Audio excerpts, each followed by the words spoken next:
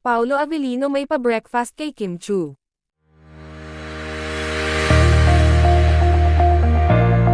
Sa isang episode ng What's Wrong with Secretary Kim, ay niyaya niya si Secretary Kim na mag-breakfast, pero dahil kailangan magtrabaho nitong si Secretary Kim ay binigyan na lang ito ng kanyang boss na si Ethan ng mamon.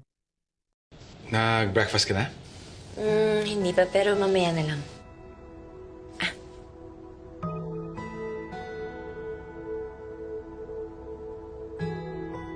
Okay? Yan. Perfect. And I'm sure yun yung mangyayari because of my Be the Best team.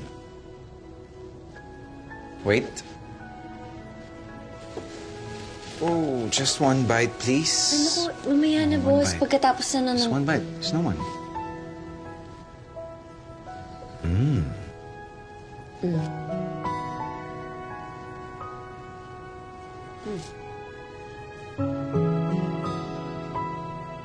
Okay na?